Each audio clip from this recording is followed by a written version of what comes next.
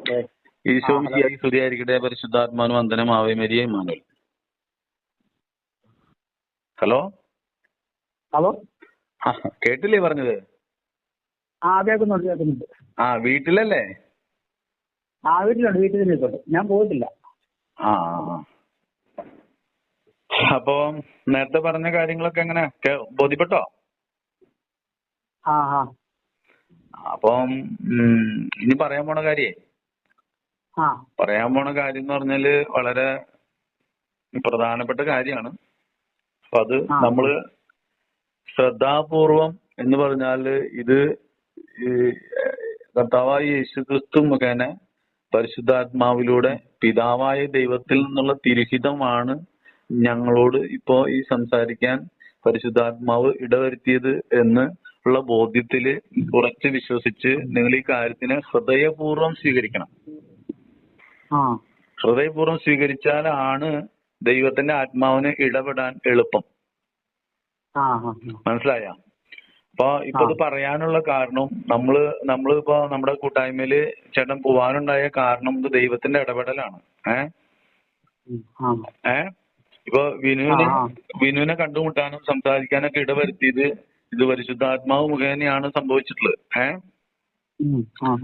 അപ്പൊ അതിനുള്ള കാരണം എന്ന് പറഞ്ഞാൽ നമ്മുടെ ജീവിത പങ്കാളി അടുത്തുണ്ടോ? ജീവിതപങ്കാളി കിടക്കണം. കാലിന് ചില അസുഖമുണ്ട്. കാലിന് ഒരു ജീവിതപങ്കാളി കിടക്കെ. എന്താ അസുഖമാണോ? കാലിനൊരു പ്രശ്നമുണ്ട്. കാലിന് ഒരു പൈപ്പ് ചേർത്ത് എന്റെ എക്സസൈസ് ഞരമ്പിന് എന്തോ ഒരു പ്രശ്നമുണ്ട്. അതിനൊരു ചെരുപ്പിട്ട് നടക്കണം അതൊക്കെ. അപ്പൊ അങ്ങനെ ചെരുപ്പിട്ട് നടന്നാൽ കിടക്കാനിരിക്കുന്നത്. ആണല്ലേ? അപ്പൊ ആളുടെ അടുത്താണോ ഇരിക്കണത്? ഇന്ന് വന്നു കേട്ടാ. ഇന്ന് പോയിട്ട് വന്നു. അപ്പൊ കുഴപ്പമില്ല. അല്ല, ഞാൻ ചോദിക്കുന്നത് ആളുടെ ജീവിത പങ്കാളിയുടെ അടുത്താണോ ചേട്ടൻ ഇരിക്കണേ? അല്ല, അങ്ങനെ പറയില്ല. ഞാൻ വിളിക്കുന്നു. ബ്രദറാണോ? എന്റെ എന്തൊക്കെയുണ്ട് ഇവിടെ വന്നിട്ടുണ്ട്. എന്തൊക്കെയായിട്ട് അപ്പൊ അതെ, ഇത് ലൗഡ് സ്പീക്കറിൽ ഇടണം. എന്തോ ലൗഡ് സ്പീക്കറിൽ ഇടണം. ഫോൺ ചെറിയ ഫോണാണോ വലിയ ഫോണാണോ? അങ്ങനെ സ്പീക്കറിലിട്ടിട്ടോ. ലൗഡ് സ്പീക്കറിൽ ഇട്ടുണ്ടോ? സ്പീക്കറിലിട്ട് കേട്ടോ. സ്പീക്കറിൽ ഇട്ടിട്ടുണ്ട് അല്ലേ? അപ്പൊ രണ്ടുപേരും കേൾക്കാനാണ് പറയണത് കേട്ടോ. രണ്ടുപേരും കേൾക്കാനാണെന്ന് പറഞ്ഞാൽ ഇനി ഒരാൾ മറന്നാലും ഒരാൾ ഓർമ്മയിൽ വരും. അതിന് വേണ്ടിയിട്ടാണ് പറയണത്. നിങ്ങൾ വളരെ ശ്രദ്ധാപൂർവം ഹൃദയപൂർവ്വം ഈ കാര്യങ്ങളെ. വിനോദിന്റെ ഇപ്പോ വിനുണ്ടോ അവിടെ? അപ്പൊ രണ്ടുപേരും ഹൃദയപൂർവ്വം ശ്രദ്ധാപൂർവം ഈ കാര്യങ്ങളെ കേൾക്കണം, സ്വീകരിക്കണം. അപ്പോ യേശു ക്രിസ്തുവിൽ നിന്ന് ശരീരം ധരിച്ചു വന്ന ആത്മാവായ പരിശുദ്ധാത്മാവിൽ നിന്ന് ആണ് ഇപ്പൊ ഈ കാര്യങ്ങള് നിങ്ങളോട് പറയണത്. ഇപ്പൊ വിനു തന്നിട്ടുള്ള പ്രാർത്ഥനയിൽ വിശ്വാസ പ്രമാണവുമായി ബന്ധപ്പെട്ട പ്രാർത്ഥനയില്ലേ, ആ പ്രാർത്ഥന നിർബന്ധമായിട്ടും രണ്ടുപേരും ചെയ്യണം. അത് രണ്ടുപേരും ചെയ്യണം നിർബന്ധമായിട്ടും. പിന്നത്തെ കാര്യം എന്ന് പറഞ്ഞാല്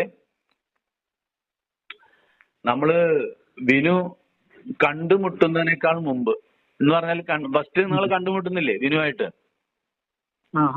നമ്മുടെ വിനു നിങ്ങൾ നേരത്തെ കണ്ടുപരിചയമുണ്ടോ നിങ്ങൾക്ക്?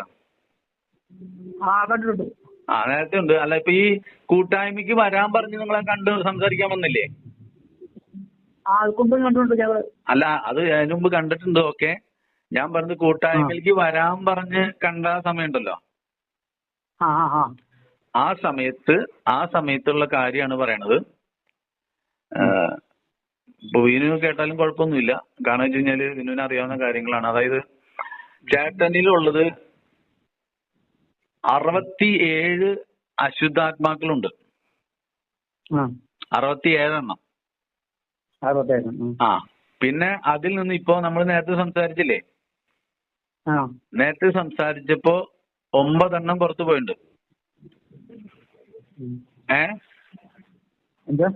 നേരത്തെ സംസാരിച്ചില്ലേ നമ്മള്? ആ ആ ആ ആ ആ സമയത്ത് 9 പുറത്തു പോയിട്ടുണ്ട്.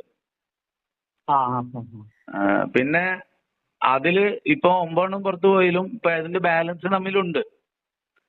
ആ പിന്നത്തെ കാര്യം, നമ്മുടെ ജീവിത പങ്കാളിയിൽ നിന്ന് 2 പുറത്തു പോയിട്ടുണ്ട്. ആ ആ നമ്മുടെ താഴെ കണ്ട ഏകദേശം ആളിലുണ്ടായിരുന്നു. എന്തോ എന്തോ നമ്മുടെ താഴെ കണ്ട് ആളിലും ഉണ്ടായിരുന്നു അശുദ്ധാത്മാക്കള്. എന്ന് പറഞ്ഞാൽ ദുഷ്ടാരൂപികള്, എന്ന് പറഞ്ഞാൽ പൈശാചിക അരൂപികള്. അപ്പോ അതുകൊണ്ട് നമ്മൾ ഈ പ്രാർത്ഥന നിർബന്ധമായിട്ടും ഈ പ്രാർത്ഥന നമ്മൾ ചെയ്തേ പറ്റൂ എന്ന് പറഞ്ഞാൽ നിങ്ങള് വിശുദ്ധരാകാൻ അല്ലെങ്കിൽ വിശുദ്ധ ജീവിതത്തിന് ആഗ്രഹിക്കുന്നുണ്ടെങ്കിലാണ് ഇത് നടത്തണ്ടു. ഉണ്ടാ?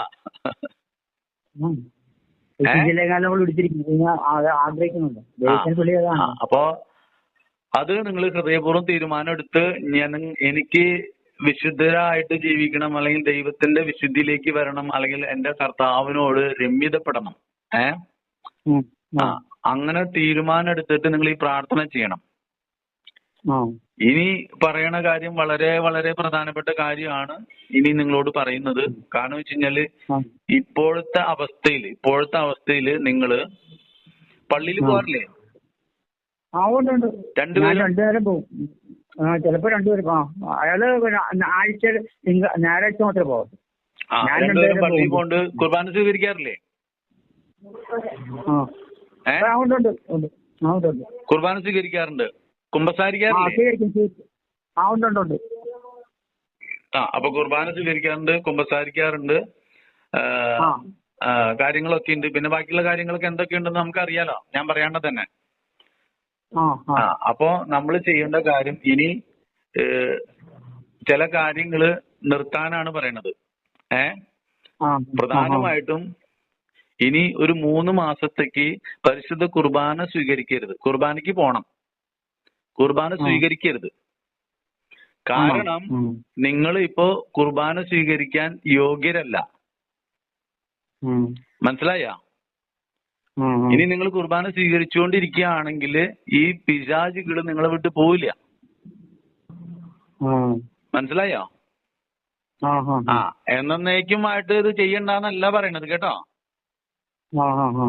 3 മാസത്തേക്ക് കുർബാന സ്വീകരിക്കരുത് രണ്ടുപേരും. കുർബാന സ്വീകരിച്ചാൽ നിങ്ങളെ ഈ പിശാച് വിട്ട് പോവില്ല, നിങ്ങൾ എന്തോരം പ്രാർത്ഥിച്ചാലും. മനസ്സിലായ? അതുകൊണ്ട് വളരെ വളരെ സ്ട്രിക്റ്റ് ആയിട്ടാണ് പറയണത് ഇപ്പോ നിങ്ങളോട്. 3 മാസത്തേക്ക് രണ്ടുപേരും പരിശുദ്ധ കുർബാന സ്വീകരിക്കരുത്. എന്നാൽ കുർബാനയ്ക്ക് പോണം, കുർബാനയിൽ പങ്കെടുക്കണം, ശക്തമായിട്ടും തീക്ഷ്ണമായിട്ടും പ്രാർത്ഥിക്കണം. ഇതിലൊന്നും കുറവ് വരുത്തരുത്.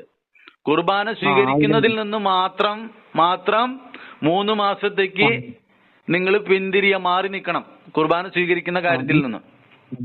3 മാസം കഴിഞ്ഞ് സ്വീകരിക്കാം അല്ലേ? 3 മാസം കഴിയാന്ന് പറഞ്ഞാൽ ഈ പ്രാർത്ഥന നമ്മൾ വേണ്ട വിധം ചെയ്താൽ നമ്മളിൽ മാറ്റം വരും. മനസ്സിലായ? മനസ്സിലായി. ഇപ്പൊ നമ്മൾ ഇത്രയും കാലം സ്വീകരിച്ചുകൊണ്ടിരുന്നതൊക്കെ അയോഗ്യതയോടെയാണ്. ഇത് കുമ്പസാരം മാത്രമല്ല ഇതിന്റെ മാനദണ്ഡം. മനസ്സിലായ? ഇപ്പൊ എന്ന് പറഞ്ഞാൽ പാപങ്ങൾ ഏറ്റുപറയുക എന്നുള്ളത് കൊണ്ട്, പാപം ഏറ്റുപറഞ്ഞാൽ നമ്മുടെ 50% പാപമാണ് മോചിപ്പിക്കപ്പെടുക. പിന്നെ നമുക്ക് പശ്ചാത്താപം, അനുതാപം, മാനസാന്തരം. പശ്ചാത്താപം, അനുതാപം, മാനസാന്തരം ഇവയൊക്കെ നമ്മളിൽ നടക്കണം.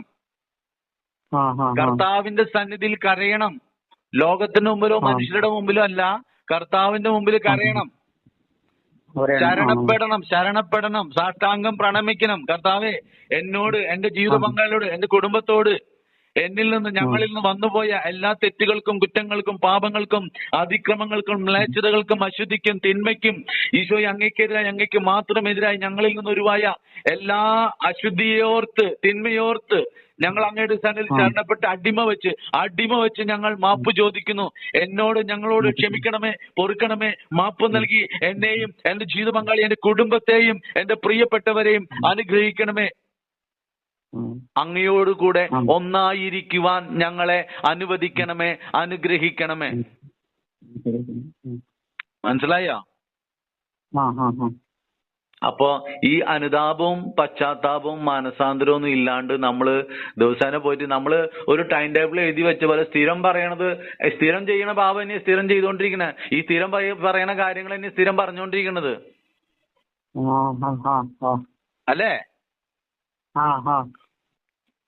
അതല്ല, ഈ സ്ഥിരം പറഞ്ഞുകൊണ്ടിരിക്കുകയാണെങ്കിൽ നമ്മൾ വീണ്ടും വീണ്ടും അത് ചെയ്യാന്നല്ലേ പറഞ്ഞേ?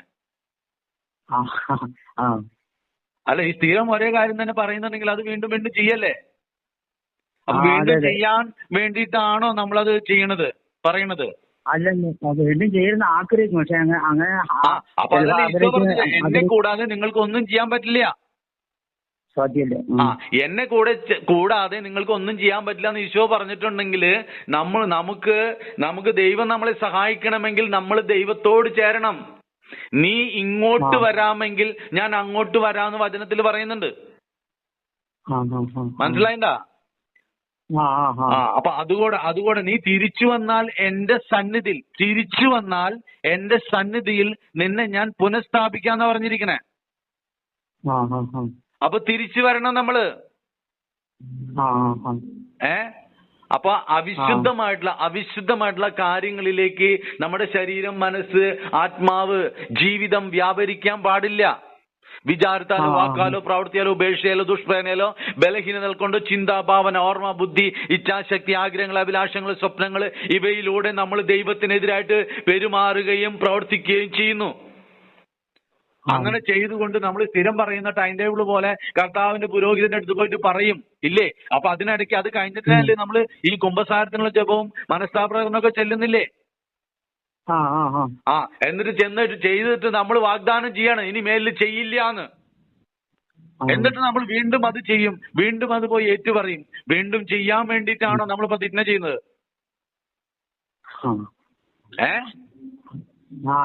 ചെയ്യരുന്ന ആഗ്രഹിച്ച പ്രതിജ്ഞ, പക്ഷെ എന്നാലും നമ്മള് പിന്നെ വീണ്ടും തന്നെ ചെയ്തു. അത് തന്നെയാ പറയണത്. അപ്പൊ എന്തുകൊണ്ടാണ്? ദൈവം നമ്മുടെ കൂടെ ഇല്ല, നമുക്ക് സപ്പോർട്ട് ഇല്ല ദൈവത്തിന്റെ. മനസ്സിലായ? കത്തോലിക്ക തിരുസഭയില് അംഗമായിരിക്കാൻ പലർക്കും പറ്റും നിയമപ്രകാരം. ഈ പരിശുദ്ധാത്മാവ് നഷ്ടപ്പെട്ടു പോയ ഒരു വ്യക്തിക്ക് സ്വർഗത്തിൽ ഇടമുണ്ടോ?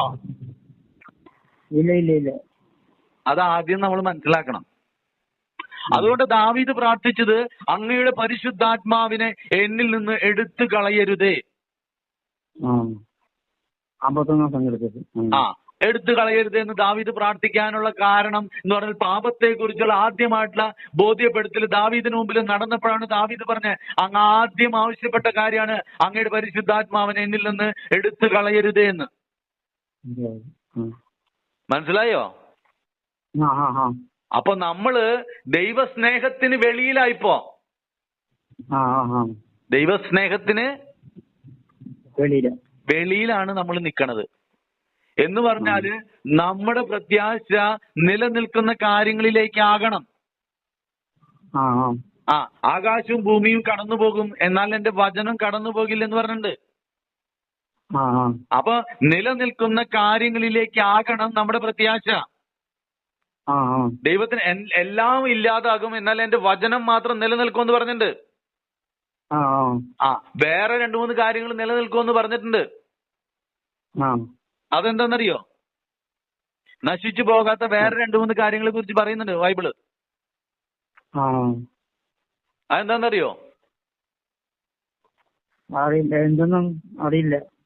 വിശ്വാസം, സ്നേഹം, പ്രത്യാശ. വിശ്വാസം, സ്നേഹം, പ്രത്യാശ. ഇവ 3 നശിച്ചു പോകില്ല എന്ന് ബൈബിൾ പറയുന്നുണ്ട്. ദൈവം സ്നേഹമാണ് നമ്മൾ പറയുന്നില്ലേ? പറയുന്നുണ്ട്. അപ്പൊ ദൈവം നശിച്ചു പോവോ? ഇല്ല. അതാദ്യം മനസ്സിലാക്കണം.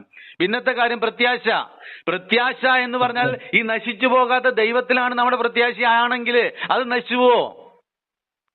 ഇല്ല. നമ്മൾ ഭഗ്നാശരാണെങ്കിൽ, ഇന്ന് പ്രത്യാശ ഇല്ലാത്തവരാണെങ്കിൽ നമ്മൾ ദൈവത്തിലല്ല. മനസ്സിലായ? പിന്നെ വിശ്വാസം. വിശ്വാസം നമുക്ക് വേണ്ടത് ഇന്ന് ഈ നശിച്ചു പോകാത്തത് എന്താണ്? ദൈവവും ദൈവത്തിന്റെ വചനവും. അതിലാണ് നമ്മുടെ വിശ്വാസം നിൽക്കേണ്ടത്. മനസ്സിലായ?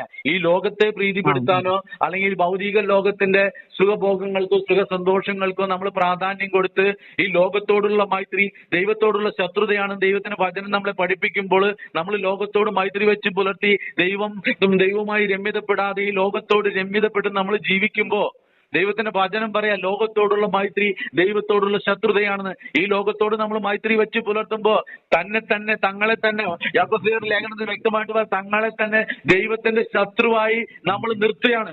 ദൈവത്തിന്റെ ശത്രുപക്ഷത്ത് നമ്മൾ നിന്നിട്ടാണ് ദൈവത്തോട് നമ്മൾ പ്രാർത്ഥിക്കുന്നത്. മനസ്സിലായോ? ദൈവത്തിന്റെ ശത്രുവായി നിന്നുകൊണ്ടാണ് ദൈവത്തോട് നമ്മൾ പ്രാർത്ഥിക്കണമെന്ന്. നമ്മുടെ ശത്രുവിനോട് കടം ചോദിച്ചാൽ തരുമോ? ലോകത്തിന് മിത്രനായി കൊണ്ട് പ്രാർത്ഥിക്കുമ്പോൾ ദൈവത്തിന് ശത്രുവായിട്ട് നമ്മൾ പ്രാർത്ഥിക്കുന്നു. അപ്പൊ നമ്മള് ഈ അതായത് നമ്മുടെ ശത്രുവിനോട് പോയിട്ട് ഒരു 10,000 രൂപ കടം ചോദിച്ചാൽ അവൻ തരുമോ? ശത്രുവിനോട് നമ്മുടെ ശത്രുവിനോട് 10,000 രൂപ കടം പോയി ചോദിച്ചാൽ അവൻ തരുമോന്ന്?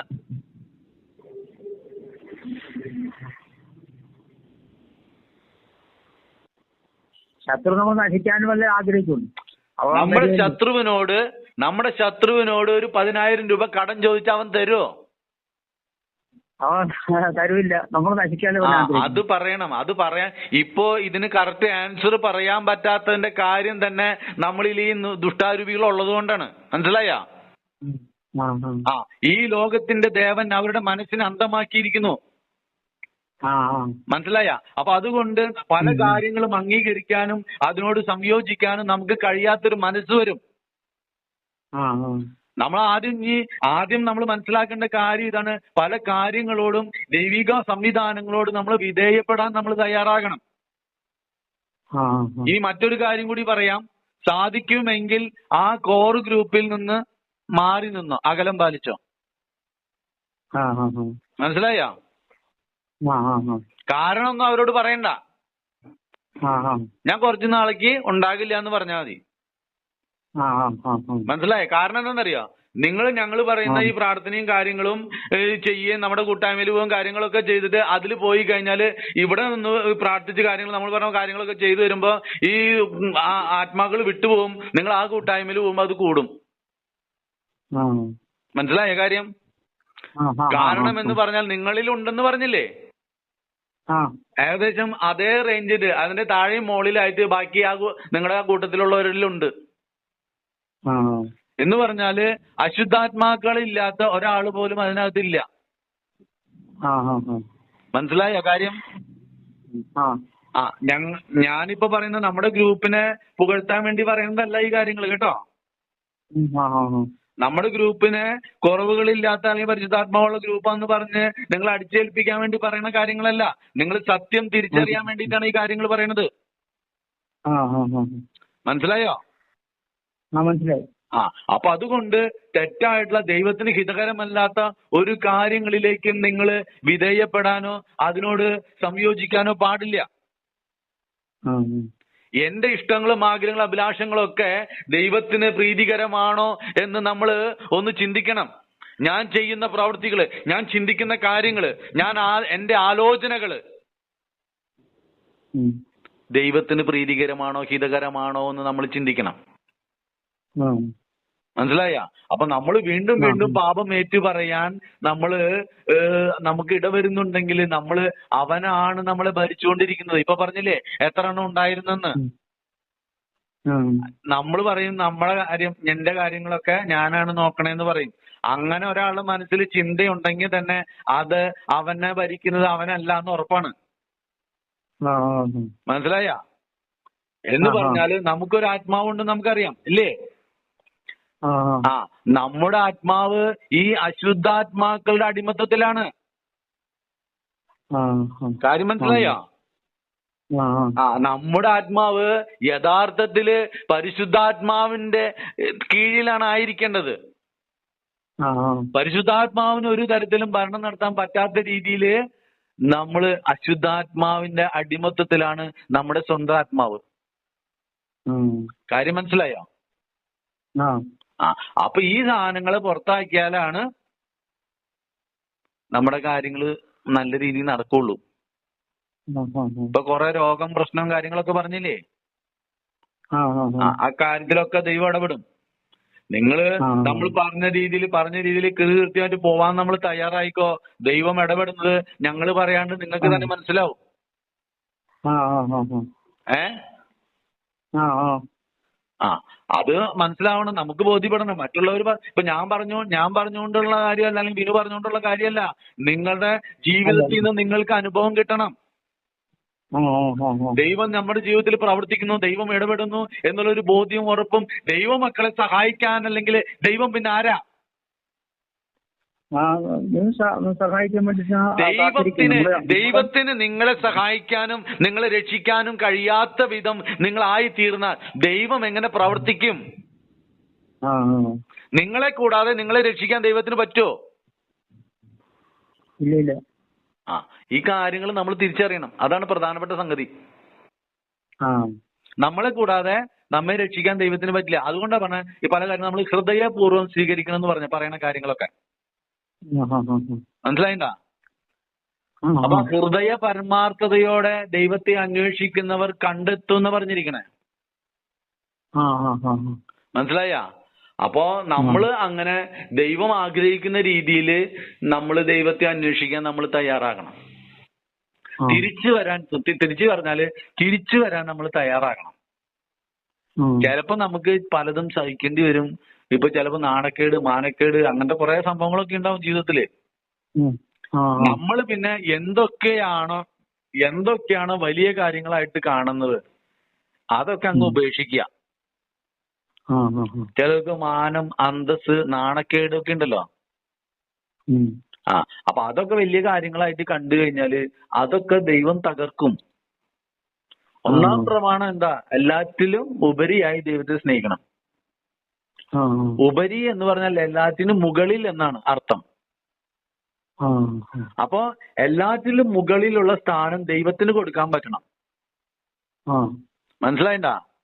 അപ്പൊ എന്ന് പറഞ്ഞാല് ഈ അശുദ്ധാത്മാക്കളുടെ അണ്ടറിലായിരിക്കുന്ന ഒരാളുടെ കാര്യത്തില് ദൈവം ഇടപെടാതെ ഈ പിശാച് ചെയ്യുന്ന പ്രവർത്തികൾക്ക് ദൈവം വേണ്ട എന്ന് പറയില്ലാന്ന്. മനസ്സിലായോ?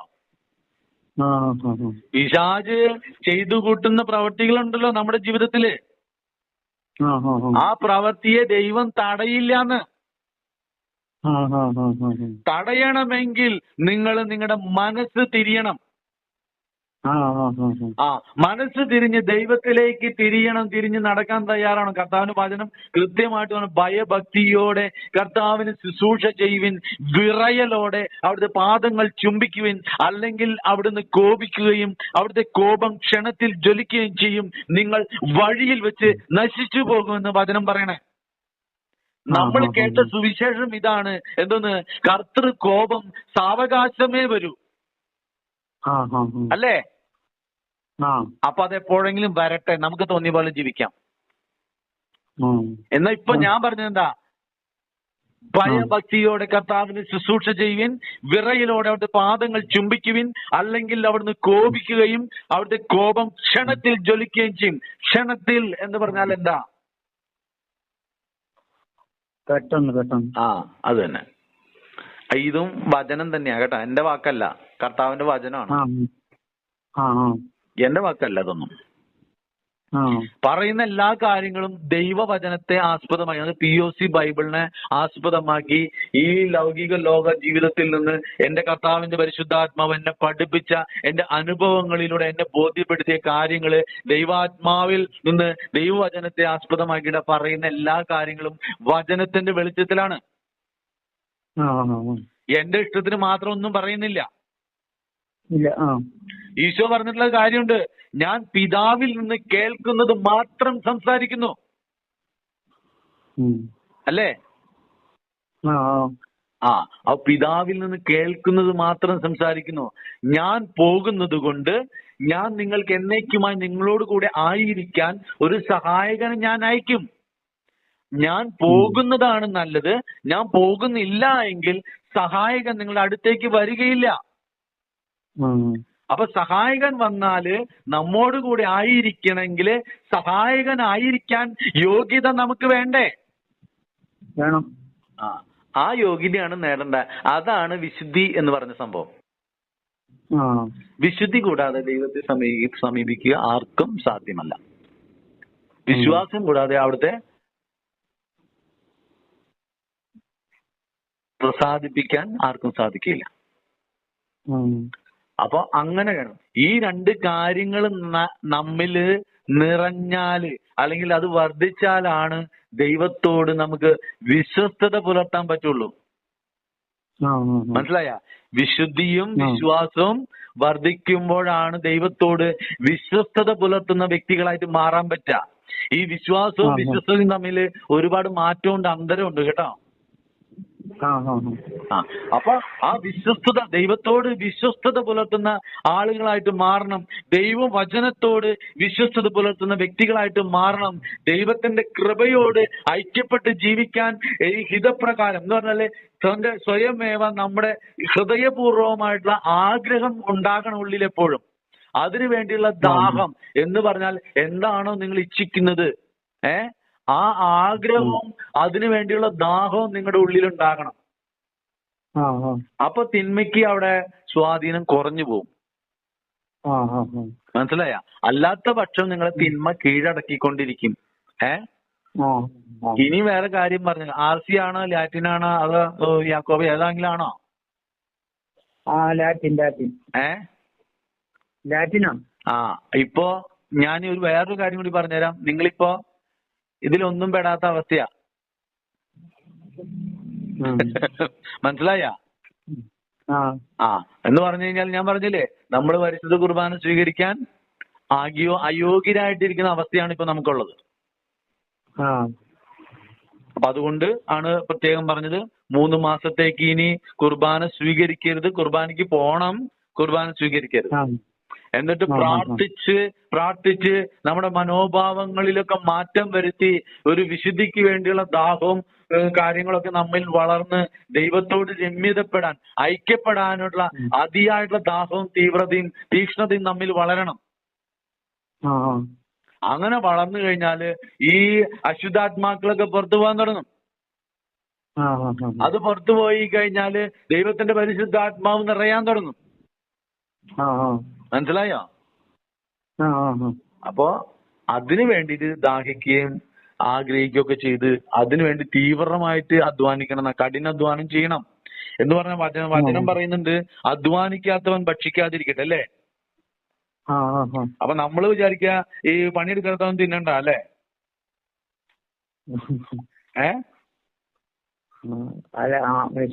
വിശുദ്ധിക്ക് വേണ്ടി അധ്വാനിക്കാത്തവൻ ഇവിടെ ബൈബിള് പറയുന്ന അധ്വാനം എന്ന് പറഞ്ഞാല് ദൈവത്തിന്റെ പരിശുദ്ധാത്മാവ് നിറയണമെങ്കിലും വിശുദ്ധ ജീവിതം നയിക്കണമെങ്കിലും നിങ്ങൾക്ക് അധ്വാനിക്കേണ്ടി വരും. അധ്വാനിക്കാത്തവൻ ഭക്ഷിക്കാതിരിക്കട്ടെ. നിന്റെ കയ്യിൽ ഇല്ലാത്തത് ആർക്കെങ്കിലും കൊടുക്കാൻ പറ്റുമോ? ഇല്ല, കൊടുക്കാൻ പറ്റത്തില്ല. അറിയാത്തത് ചെയ്യാൻ പറ്റുമോ? ഇല്ല. അറിയാത്തത് പറയാൻ പറ്റുമോ? ഇല്ല ഇല്ല, ഒന്നും പറ്റില്ല. കാരണം വെച്ചാല് പരിശുദ്ധാത്മാവില്ലെങ്കിൽ യഥാർത്ഥ അറിവ് നമുക്ക് കിട്ടുമോ? കിട്ടില്ല. അപ്പൊ അതിനു വേണ്ടിയിട്ടാണ് ആഗ്രഹിക്കേണ്ടത്. എനിക്ക് എന്റെ പിള്ളേരൊക്കെ കുട്ടികൾ രണ്ടുണ്ട്, പക്ഷെ അവര് സ്നാനം സ്വീകരിച്ചിട്ടില്ല. അതൊന്നും കുഴപ്പമില്ല. നമ്മൾ ശക്തി പ്രാപിക്കുക. അപ്പോൾ ചെയ്യാനുള്ള കാര്യങ്ങൾ കർത്താവ് ചെയ്തോളും. മനസ്സിലായോ? അപ്പൊ നമ്മള് ചെയ്യാനുള്ള കാര്യങ്ങൾ നമ്മൾ ചെയ്യുക, കർത്താവ് ചെയ്യാനുള്ള കാര്യങ്ങൾ കർത്താവ് ചെയ്യും. അതിനകത്ത് തർക്കമൊന്നുമില്ല. അപ്പൊ അതിനെ കുറിച്ച് നിങ്ങൾ എന്ന് പറഞ്ഞാൽ ആരെ കുറിച്ചും നിങ്ങൾ നിങ്ങളുടെ മനസ്സിൽ വിദ്വേഷം, വെറുപ്പ്, വൈരാഗ്യം, പക, കോപം, ക്രോധം, അസൂയ, വിഭാഗീയ ചിന്ത, പരദൂഷണം, ഏഷണി, വ്യഭിചാരം, കൊലപാതകം, എന്താ പറയാ, അങ്ങനെ ഒരുപാട് കാര്യങ്ങളുണ്ട്. ഈ കാര്യങ്ങളൊന്നും നമ്മുടെ തലയിൽ വെച്ച് നമ്മള് അല്ലെങ്കിൽ ഹൃദയത്തിൽ വെച്ച് നമ്മൾ താലോലിക്കണ്ട. ആരോടും നമ്മള് വിഷമോ വേദനയോ സങ്കടമോ പരാതികള് പരിഭവങ്ങള് ഈ കാര്യങ്ങളൊന്നും നമ്മുടെ ഉള്ളിൽ വേണ്ട. അതിനെയൊക്കെ മാറ്റി കളഞ്ഞേക്കണം. അതൊക്കെ കളഞ്ഞിട്ട് വേണം പ്രാർത്ഥിക്കാൻ. നിരാശ, ഉത്കണ്ഠ, അസൂയ, ഇതൊക്കെ കളഞ്ഞിട്ട് വേണം പ്രാർത്ഥിക്കാൻ. ഇതൊന്നും വേണ്ട, ഇതൊന്നും നമുക്ക് ആവശ്യമില്ലാത്ത സാധനങ്ങളാ. നമ്മൾ എന്തോരം ഭക്ഷണം കഴിച്ചാലും നന്നാവില്ല. മനസ്സിലായ? മുഖപ്രസാദം നഷ്ടപ്പെടും. നമ്മുടെ ഹൃദയത്തിന്റെ ശോചനീയ അവസ്ഥ നമ്മുടെ മുഖത്ത് നോക്കി അറിയാം. പുറത്ത് എവിടെ അന്വേഷിച്ചു പോണ്ടെന്ന്. കർത്താവിന്റെ വചനം പറയാ, ഹൃദയത്തിന്റെ നിറവിൽ നിന്നാണ് അധരം സംസാരിക്കുന്നത്. ഹൃദയത്തിന്റെ ഭാവം മുഖത്ത് പ്രകടമാകും. അല്ലേ? അവനെ നോക്കിയവരെല്ലാം പ്രകാശിതരായി. സൂര്യനും ചന്ദ്രനും ഇല്ലാതാകുന്ന കാലം വരുന്നു. എന്നാൽ കർത്താവായ ദൈവത്തിൽ ആശ്രയിക്കുന്നവരും വിശ്വസിക്കുന്നവരും അവിടുത്തെ ഭക്തർക്കും അവിടുത്തെ ദാസർക്കും അവിടുന്ന് തെരഞ്ഞെടുത്തവരും വിളിക്കപ്പെട്ടവർക്കും പരിശുദ്ധാത്മാവിൽ നയിക്കപ്പെടുന്ന സകല വ്യക്തികൾക്കും സൂര്യനും ചന്ദ്രനും ഇല്ലാതായാലും അന്ത്യനാളിൽ അവസാന കാലഘട്ടത്തിൽ സൂര്യനും ചന്ദ്രനും കടന്നു പോകുമ്പോൾ അന്ധകാരം ഭൂമിയെ ലോകത്തെ ബാധിക്കുമ്പോൾ കർത്താവിന്റെ വചനം പറയാ, നിങ്ങളുടെ ദൈവമായ കർത്താവ് നിങ്ങളുടെ മേൽ പ്രകാശിക്കുമെന്ന്. അതല്ലേ കർത്താവ് പറഞ്ഞ്, ഞാൻ ലോകത്തിന്റെ പ്രകാശമാണെന്ന്. അപ്പോ നിങ്ങള് ദൈവമായ കർത്താവ് പ്രകാശിക്കും. അപ്പൊ അതുകൊണ്ട് കർത്താവിനെ നോക്കിയാല് കർത്താവാണ് അല്ലെങ്കിൽ പരിശുദ്ധാത്മാവാണ് നമ്മുടെ ഉള്ളിലെങ്കിൽ അതിന്റെ പ്രസാദവരം നമ്മുടെ മുഖത്ത് കാണാൻ പറ്റും. അപ്പൊ നമ്മള് നീ എന്താ, ചിലരൊക്കെ നമ്മളോട് ചോദിക്കും, നീ എന്താ കഴിക്കണേ, എന്താ നിന്റെ ഭക്ഷണം, നീ എന്താ കഴിക്കണേ, ഇപ്പൊ കുഴപ്പമില്ലല്ലോ, നീ ചെറുപ്പമായി വരണം എന്നൊക്കെ ചോദിക്കുക ആൾക്കാര്. മനസ്സിലായ? ആയുസ്സും ആരോഗ്യമൊക്കെ കർത്താവിന്റെ പരിശുദ്ധാത്മാവ് പ്രദാനം ചെയ്യും. ഇനി വേറൊരു രഹസ്യം കൂടി പറഞ്ഞു തരാം. നിങ്ങളിൽ വിശുദ്ധി വർദ്ധിച്ചാല്, ശ്രദ്ധിച്ചു കേട്ടോണം, നിങ്ങളിൽ വിശുദ്ധി വർദ്ധിച്ചാല് നിങ്ങളുടെ നിറം മാറും, ഗുണം മാറും, മണം മാറും. എന്താ? നിങ്ങളിൽ വിശുദ്ധി വർദ്ധിച്ചാല് നിങ്ങളുടെ നിറം മാറും, ഗുണം മാറും, മണം മാറും. മണം മാറും. നിങ്ങളുടെ ഗന്ധം തന്നെ മാറിപ്പോവും. നിറം മാറും, ഗുണം മാറും, മണം മാറും. മറക്കണ്ട, ഓർമ്മയിൽ വെച്ചോ. അത് സംഭവിച്ചു കഴിയുമ്പോ എന്നോട് പറഞ്ഞാൽ മതി. മനസ്സിലായോ? അത് നിങ്ങൾ പറയണ്ട, മറ്റുള്ളവര് പറയും. മനസ്സിലായ? ഇതൊക്കെ തെളിവായിട്ട് വരുന്ന കാര്യങ്ങൾ, ജീവിക്കുന്ന സത്യങ്ങളായിട്ട് മാറും. ഇതൊക്കെ ദൈവത്തിൽ വിശ്വസിക്ക്, ആശ്രയിക്ക്, പ്രത്യാശ വെക്ക്, അവിടുത്തോട് ചേർന്ന് നിൽക്ക്, അവിടുന്ന് നിങ്ങളോടും ചേർന്ന് നിൽക്കും. ഇതൊന്നും പറഞ്ഞാൽ മാത്രം പോല, പ്രവൃത്തിയിൽ വരും. വചനം കേൾക്കുക മാത്രം ചെയ്യുന്ന ആത്മവഞ്ചകരാകാതെ അത് അനുവർത്തിക്കുന്നവരുമായിരിക്കേ. ക്ലിയറായോ? അപ്പോ എല്ലാ കാര്യങ്ങളിലും ദൈവത്തിന്റെ പരിശുദ്ധാത്മാവ് ശക്തമായിട്ട് ഇടപെടട്ടെ, ഭരിക്കട്ടെ, നയിക്കട്ടെ, ശക്തിപ്പെടുത്തട്ടെ. എല്ലാ കാര്യങ്ങളിലും ദൈവിക ജീവിതം നയിക്കാൻ, ദൈവത്തിന് പ്രീതികരമായിട്ടുള്ള ജീവിതം നയിക്കാൻ തക്കത്തിൽ കർത്താവ് ഈശോയെ, ഈ ചേട്ടന്റെ പേരെന്താ പറഞ്ഞേ? എന്തോ പേര്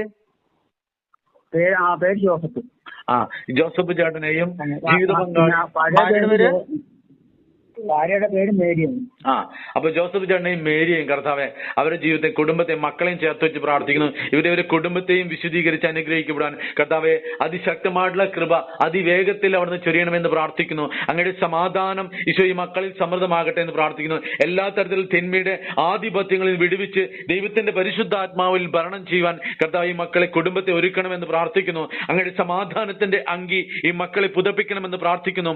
അങ്ങയുടെ ശക്തിയോടെ ആത്മാവിൽ നിന്ന് ജ്വലിക്കുന്ന മക്കളായി മാറുവാൻ, പരിശുദ്ധാത്മാവിൽ നയിക്കപ്പെടുന്ന ജീവിതങ്ങളായി മാറുവാൻ കർത്താവെ അവിടുന്ന് കൃപയൊരുക്കുന്നു പ്രാർത്ഥിക്കുന്നു. അങ്ങനെ സമാധാനത്തിന്റെ, വിശുദ്ധീകരണത്തിന്റെ യോഗ്യത കർത്താവ് മക്കളിൽ വന്ന് നിറയട്ടെ. അനേകം മക്കൾക്ക് പ്രകാശമായി മാറുവാൻ തക്കവിധത്തിൽ കർത്താവെ, ലോകത്തിന്റെ പ്രകാശമായ യേശുവെ, പ്രകാശങ്ങളുടെ പിതാവിൽ നിന്ന് പ്രകാശം സ്വീകരിച്ച് അനേകം മക്കൾക്ക് പ്രകാശമായി മാറി, യേശു ക്രിസ്തുവിന്റെ പ്രകാശത്തിൽ നിന്ന് പ്രകാശം സ്വീകരിച്ചുകൊണ്ട് അനേകം മക്കൾക്ക് പ്രകാശമായി മാറുവാൻ ജോസഫ് ചേട്ടനെയും മേരി അമ്മച്ചി യേശുയെയും കർത്താവെ അനുഗ്രഹിക്കണമെന്ന് പ്രാർത്ഥിക്കുന്നു. യേശു നാമത്തിൽ പിതാവായ ദൈവത്തിന് നന്ദി പറഞ്ഞ് യേശു നാം മഹത്വത്തിനായി സമർപ്പിച്ച് കർത്താവെ ഈ മക്കളെയും ഈ ജീവിതപങ്കാളി കുടുംബത്തെയും മക്കളെയും ഈശോയെ അനുഗ്രഹിക്കുന്നു. വിശുദ്ധ കുരിശിനാൽ മുതൽ യേശു 22:20, ലൂക്ക് 6:19, യേശു 49:17 വിശുദ്ധ മുഴുവൻ തിരുവചനത്തിന്റെയും അനന്ത യോഗ്യത, ശക്തി, കൃപ, പരിശുദ്ധി ഇപ്പോൾ ഈ മക്കളിൽ വന്ന് നിറയട്ടെ, കുടുംബത്തിൽ വന്ന് നിറയട്ടെ എന്ന് പ്രാർത്ഥിക്കുന്നു. ഈ ഭവനത്തെയും ഭവനത്തിന്റെ ഓരോ മുറികളെയും ഈശോയെ, പ്രവേശന കവാടങ്ങളെയും ഈശോയെ, ഇതിന്റെ ഓരോ പരിസര പ്രദേശത്തെയും ഇപ്പോൾ ഏൽപ്പിച്ച് പ്രാർത്ഥിക്കുന്നു. ഭവനത്തിന്റെ 4 വശങ്ങളെയും സമർപ്പിക്കുന്നു. ഈ സ്ഥലത്തിന്റെ 4 വശങ്ങളെയും സമർപ്പിക്കുന്നു. ഇവർ സഞ്ചരിക്കുന്ന സഞ്ചാര പദങ്ങളെ ഇപ്പോൾ ഏൽപ്പിച്ച് പ്രാർത്ഥിക്കുന്നു. ഇവർ കണ്ടുമുട്ടുന്ന വ്യക്തികളെ, അവരുടെ ജീവിതങ്ങളെ ഏൽപ്പിച്ച് പ്രാർത്ഥിക്കുന്നു. ഈശോ, ഈ മക്കളെ കാണുന്നവർ കർത്താവെ അങ്ങയെ കാണുവാൻ, കേൾക്കുവാൻ, അറിയുവാൻ, അനുഭവിക്കാൻ തക്കവിധത്തിൽ കർത്താവെ കൃപയൊരുക്കണമെന്ന് പ്രാർത്ഥിക്കുന്നു. അങ്ങയുടെ പ്രകാശം ഈ മക്കളുടെ കണ്ണുകളിൽ നിറയട്ടെ എന്ന് പ്രാർത്ഥിക്കുന്നു. ഹൃദയ വിചാരങ്ങളെ ഏൽപ്പിച്ച് പ്രാർത്ഥിക്കുന്നു കർത്താവെ. ചിന്താമണ്ഡലങ്ങളെ ഏൽപ്പിച്ച് പ്രാർത്ഥിക്കുന്നു. അങ്ങയുടെ ആത്മാവിന്റെ ശക്തി ഈ മക്കളിൽ പ്രകടമാകട്ടെ എന്ന് പ്രാർത്ഥിക്കുന്നു. കർത്താവേ, കർത്താവേ, കർത്താവേ എന്ന് വിളിക്കുന്നവനല്ല, എന്റെ സ്വർഗസ്ഥനായ പിതാവിന്റെ ഇഷ്ടം നിറവേറ്റുന്നവൻ ആരോ അവരാണ് എന്റെ അമ്മയും സഹോദരങ്ങളും മക്കളും. കർത്താവെ ഏൽപ്പിച്ച് പ്രാർത്ഥിക്കുന്നു. അങ്ങയുടെ വചനം ഇപ്പോൾ ജീവൻ പ്രാപിക്കട്ടെ. സത്യസന്ധമായിട്ടുള്ള ജീവിതം, സത്യത്തോട് ചേർന്ന് നിൽക്കുവാൻ കർത്താവെ ഈ മക്കൾക്ക് കൃപ നൽകി അനുഗ്രഹിക്കുന്നു പ്രാർത്ഥിക്കുന്നു. അനേകം മക്കൾക്ക് അങ്ങയുടെ സ്നേഹം പകർന്നു കൊടുക്കുവാൻ കർത്താവെ, അങ്ങയുടെ സ്നേഹത്താൽ ഈ മക്കളെ നിറയ്ക്കണമെന്ന് പ്രാർത്ഥിക്കുന്നു കർത്താവെ. ഈ ജീവിതത്തെ ഏൽപ്പിച്ച് പ്രാർത്ഥിക്കുകയാണ് കർത്താവെ. ഈശോയെ, നെടുവീർപ്പുകളെല്ലാം ഏൽപ്പിച്ച് പ്രാർത്ഥിക്കുന്നു കർത്താവെ. ഉള്ളിലുള്ള സങ്കടങ്ങളെ ഏൽപ്പിച്ച് പ്രാർത്ഥിക്കുന്നു കർത്താവെ. ഹൃദയ വിചാരങ്ങളെ ഏൽപ്പിച്ച് പ്രാർത്ഥിക്കുന്നു കർത്താവെ. അങ്ങയുടെ സമാധാനം ഈ മക്കളെ നിറയട്ടെ എന്ന് പ്രാർത്ഥിക്കുന്നു കർത്താവെ. വീഴാതിരിക്കാൻ വഴി തെറ്റരുത്. നിൽക്കുന്നു എന്ന് വിചാരിക്കുന്നവൻ വീഴാതിരിക്കാൻ സൂക്ഷിച്ചു കൊള്ളട്ടെ. കർത്താവെ, ശക്തമായിട്ടുള്ള അനുതാപം, പശ്ചാത്താപം, മാനസാന്തരം ഈ മക്കളിൽ ഒരുക്കണമെന്ന് പ്രാർത്ഥിക്കുന്നു കർത്താവെ. സ്വർഗം ഏറ്റവും അധികം സന്തോഷിക്കുന്ന അനുതാപം ഈ മക്കളിൽ നൽകണമെന്ന് പ്രാർത്ഥിക്കുന്നു കർത്താവെ. അനുതാപം ആവശ്യമില്ലാത്ത 99 നീതിമാന്മാരെക്കാൾ അനുദപിക്കുന്ന ഒരു പാപിയെ കുറിച്ച് സ്വർഗത്തിൽ കൂടുതൽ സന്തോഷമുണ്ടാകുമെന്ന് പറഞ്ഞ കർത്താവിന്റെ വചനം ഇപ്പോൾ ഈ മക്കളെ ജീവൻ പ്രാപിക്കട്ടെ എന്ന് പ്രാർത്ഥിക്കുന്നു കർത്താവെ. അങ്ങയുടെ ശക്തമായിട്ടുള്ള അഭിഷേകം, ആത്മാവിന്റെ നിറവ് മക്കളിൽ നിറയട്ടെ, നിറയട്ടെ, നിറഞ്ഞ് കവിഞ്ഞൊഴുകട്ടെ. അനേകം മക്കൾക്ക് ജീവൻ പ്രാപിക്കാൻ, അങ്ങയുടെ ആത്മാവിനെ സ്വീകരിക്കാൻ തക്ക കർത്താവെ കൃപ ഈ മക്കളിൽ നിറയട്ടെ എന്ന് പ്രാർത്ഥിക്കുന്നു കർത്താവെ. പ്രാർത്ഥനാ ചൈതന്യത്തിന്റെ ശക്തമായിട്ടുള്ള ആത്മ അഭിഷേകം ഈ മക്കളിൽ നിറയട്ടെ എന്ന് പ്രാർത്ഥിക്കുന്നു കർത്താവെ. വീണ്ടും ജനിക്കുന്നില്ല എങ്കിൽ നിങ്ങൾ സ്വർഗരാജ്യത്തിൽ പ്രവേശിക്കില്ലെന്ന് അരുൾ ചെയ്ത കർത്താവെ, അങ്ങയുടെ വചനത്തിനെ ഏൽപ്പിച്ച് പ്രാർത്ഥിക്കുന്നു കർത്താവെ. ഈ ശിശുക്കളെ പോലെ നിങ്ങൾ ആകുന്നില്ല എങ്കിൽ ദൈവരാജ്യത്തിൽ നിങ്ങൾ പ്രവേശിക്കില്ലെന്ന് കർത്താവ് അങ്ങയുടെ വചനം ഇപ്പോൾ ഏൽപ്പിച്ച് പ്രാർത്ഥിക്കുന്നു. ശിശു സഹജമായിട്ടുള്ള മനസ്സ് കർത്താവെ മക്കൾക്ക് നൽകി അനുഗ്രഹിക്കണമേ. നിഷ്കളങ്കമായി അങ്ങയുടെ സന്നിധിയിൽ നിൽക്കുവാൻ കർത്താവെ കൃപ ചെയ്യുമെന്ന് പ്രാർത്ഥിക്കുന്നു കർത്താവെ. യേശുവെ ഏൽപ്പിച്ച് പ്രാർത്ഥിക്കുന്നു. വചനം ജീവൻ പ്രാപിക്കട്ടെ. യോഹന്നാൻ 10:30, ഞാനും എന്റെ പിതാവും ഒന്നാണ്. കർത്താവെ, അങ്ങേ വചനം വിശ്വസിക്കാൻ കൃപ നൽകണമെന്ന് പ്രാർത്ഥിക്കുന്നു കർത്താവെ. ഉൾക്കാഴ്ചകൾ നൽകണമേ കർത്താവെ. ആന്തരിക വിശുദ്ധീകരണം നടക്കട്ടെ കർത്താവെ. ആന്തരിക മുറിവുകളെ ഇപ്പോൾ സൗഖ്യപ്പെടുത്തണമേ കർത്താവെ. ഇപ്പോൾ ഏൽപ്പിച്ച് പ്രാർത്ഥിക്കുന്നു കർത്താവെ. സത്യത്തോടുള്ള പ്രതിബദ്ധത ദിനംതോറും ഇവരിൽ വളർന്നു വരട്ടെ എന്ന് പ്രാർത്ഥിക്കുന്നു കർത്താവെ. അതിശക്തമായിട്ടുള്ള തീക്ഷ്ണതയോടെ കർത്താവെ അങ്ങയുടെ സന്നിധിയിൽ ജ്വലിക്കുവാൻ ഈ മക്കളെ കൃപ ചെയ്യുന്നത് പ്രാർത്ഥിക്കുന്നു. അങ്ങയുടെ പ്രകാശം കൊണ്ട് ഈ മക്കളുടെ ജീവിതത്തെ പരിപോഷിപ്പിക്കുവാൻ കർത്താവെ അവിടുന്ന് കൃപ ചെയ്യണമേ. യേശുനാമത്തിൽ പിതാവായ ദൈവത്തിന് നന്ദി പറഞ്ഞ് യേശുനാം മഹത്വത്തിനായി സമർപ്പിച്ച് വിശുദ്ധ കുരിശിനാൽ മുതറങ്ങുന്നു, തിരുരക്തത്താൽ അഭിഷേകം ചെയ്ത് അനുഗ്രഹിക്കുന്നു, അനുഗ്രഹിക്കുന്നു, അനുഗ്രഹിക്കുന്നു. യെശയ്യാ 22:22 വചനം മാംസം ധരിക്കട്ടെ, ജീവൻ പ്രാപിക്കട്ടെ, ശക്തി പ്രാപിക്കട്ടെ, നിറഞ്ഞു കവിഞ്ഞ് ഒഴുകട്ടെ എന്ന് പ്രാർത്ഥിക്കുന്നു. ആമീൻ, ആമീൻ, ആമീൻ. അനേകം മക്കളെ അനുഗ്രഹിക്കാൻ കർത്താവെ ഈ ദമ്പതികളെ അനുഗ്രഹിക്കുന്നു ഈശോയെ. വിശുദ്ധ കുരിശിനാൽ മുദ്രണം ചെയ്യുന്നു. ആമീൻ, ആമീൻ. ഈശോ മിശിഹായ്ക്കും സ്തുതിയായിരിക്കട്ടെ. പരിശുദ്ധാത്മാവിന് വന്ദനം. Ave Maria, Emmanuel. Okay, okay. അപ്പോ വിനുവായിട്ട് സംസാരിക്കും.